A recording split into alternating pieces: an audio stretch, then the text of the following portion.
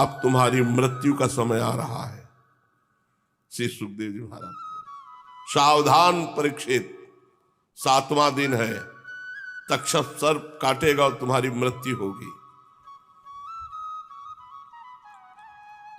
परीक्षित, अब तुम्हारी मृत्यु का समय निकट आ गया है, सावधान हो जाओ।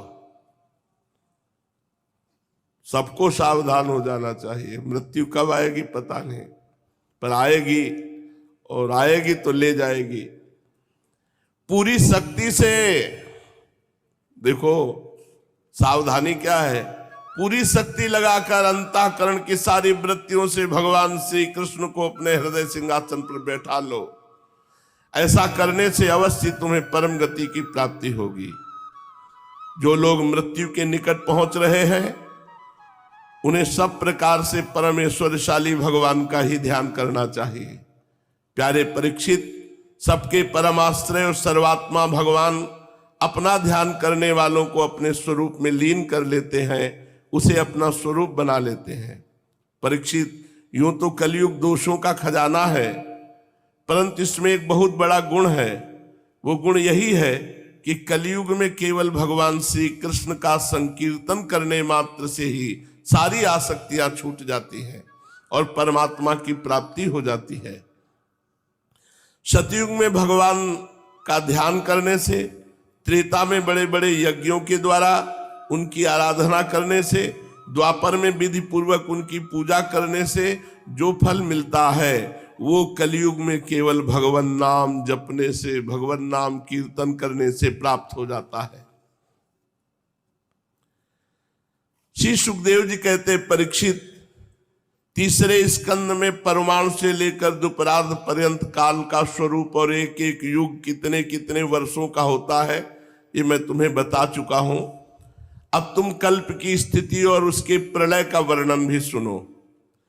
1000 चतुर्युगी का ब्रह्मा जी का एक दिन होता है। 1000 बार जब चतुर्युग व्यतीत होगा, सतयुग, त्रेता, द्वापर, कलयुग, ये एक चतुर्युगी, ऐसे 1000 बार जब व्यतीत होगा तो ब्रह्मा जी का एक दिन होता है। ब्रह्मा के इस दिन को ही कल्प भी कहते हैं। एक कल्प में 14 मनु होते हैं। कल्प के अंत में उतने ही समय तक प्रलय भी रहता है। प्रलय को ब्रह्मा की रात कहते हैं। 1000 चतुर्युगी ब्रह्मा का दिन और 1000 चतुर्युगी ब्रह्मा की रात। जब समय ब्रह्मा जी की रात आती है, उस समय तीनों लोक लीन हो जाते हैं, उनका प्रलय हो जाता है। इसका नाम नैमित्तिक प्रलय है।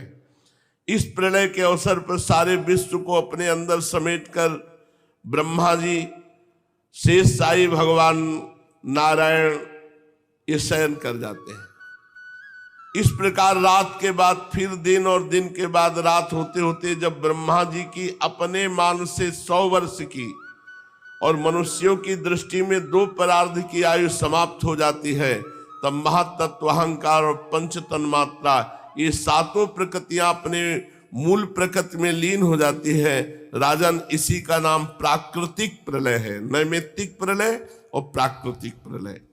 इस प्रलय में प्रलय का कारण उपस्थित होने पर पंचभूतों के मिश्रण से बना हुआ ब्रह्मांड अपना स्थूल रूप छोड़कर कारण रूप में स्थित हो जाता है, घुल मिल जाता है।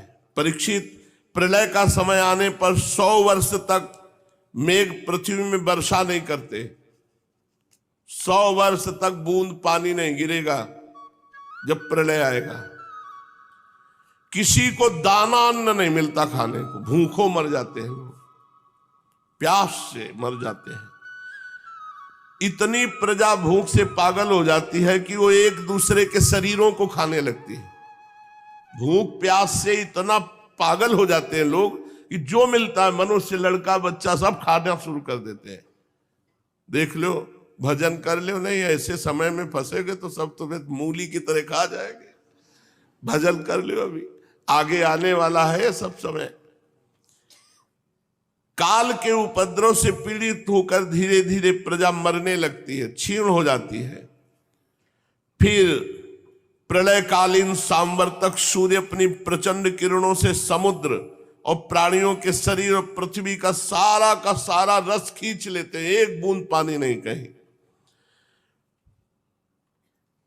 फिर वर्षा नहीं होती, 100 वर्ष तक केवल प्रचंड अग्नि बरसाने वाले सूर्य का ताप, कहीं एक अन्न नहीं, एक चुल्लू पानी नहीं। फिर उस 100 वर्ष के बाद संकर्षण भगवान के मुख से शेष जी से अग्नि प्रकट होती है, सांबर तक अग्नि।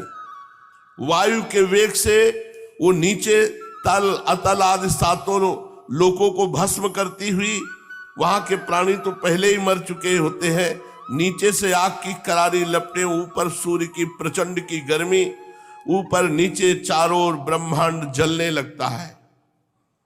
ऐसा जान पड़ता है मानो गोबर का उपला जलकर अंगारे के रूप में दहक रहा हो। इसके बाद प्रलयकालीन अत्यंत प्रचंड सामर्थक वायु सैकड़ों वर्षों तक चलती रहती है। 100 वर्ष तक सूखा, फिर 100 वर्ष तक वायु, फिर 100 वर्ष तक अग्नि की वर्षा, कुछ नहीं बचेगा। आकाश धुएं और धूल से भर जाता है। इसके बाद असंख्यों रंग बिरंगे बादल आकाश में मंडराने लगते हैं और सांबर तक मेघ आकर गरज गरज कर 100 वर्ष तक वर्षा करते हैं। 100 वर्ष तक पूरा ब्रह्मांड पानी ही पानी। 100 वर्ष तक सूखा, 100 वर्ष तक आग वर्षा, 100 वर्ष तक वायु, फिर 100 वर्ष तक पानी की वर्षा। ऐसा पूरा जल ही जल हो जाता है, सब कुछ जल में। इस प्रकार जब जल प्रलय होता है तब जल पृथ्वी के विशेष गुण गंध को ग्रस लेती है, अपने में लीन कर लेती है। गंध गुण के जल में लीन हो जाने से पृथ्वी का नाश हो जाता है, वो जल में बन जाती, कहीं पृथ्वी नहीं रहती। वो जल में घुल मिलकर जल रूप बन जाती है। राजन, इसके बाद जल के गुण रस को तेजस तत्व ग्रस लेता है, तब जल नीरस होकर अग्नि स्वरूप हो जाता है। तदनंतर वायु तेज के गुण रूप को ग्रस लेता है, तो तेज रूप रहित होकर वायु रूप हो जाता है। अब आकाश वायु के गुण स्पर्श को अपने में मिला लेता है, तो वायु खत्म होकर आकाश हो जाती है, शांत आकाश। इसके बाद तामस अहंकार आकाश के गुण शब्द को ग्रस लेता है, आकाश शब्दहीन होकर तामस अहंकार में लीन हो जाता है।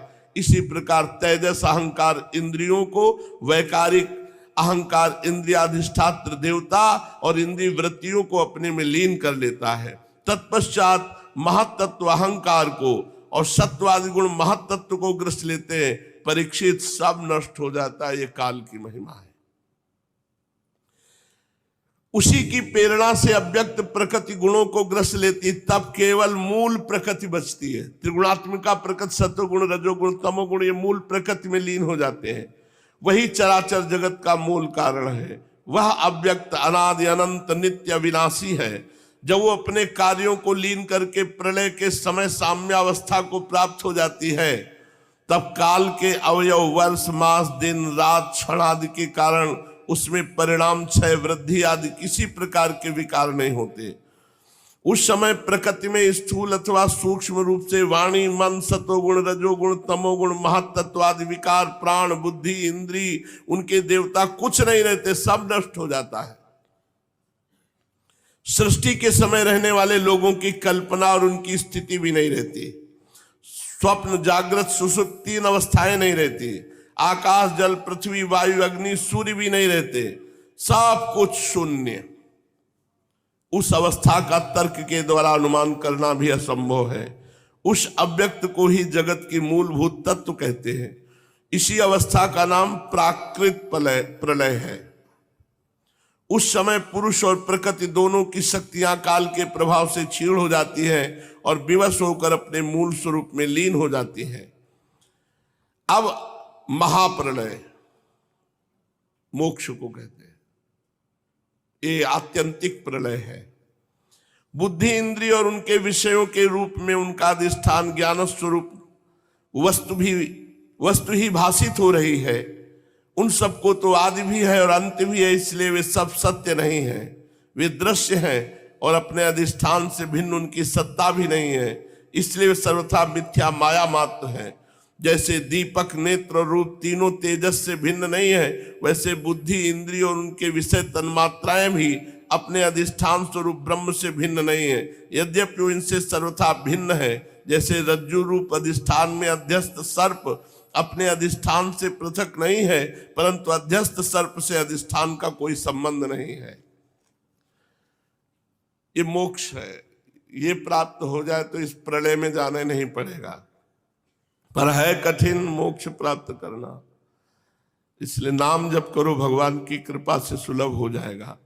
परीक्षित, जागृत, स्वप्न और सुषुप्ति तीनों अवस्थाएं बुद्धि की ही है, अतः इनके कारण अंतरात्मा में जो विश्व, तेजस और प्राज्ञ रूप नानात्व की प्रतीत होती है वो केवल माया मात्र है। बुद्धिगत नानात्व का एकमात्र सत्य आत्मा से कोई संबंध नहीं है।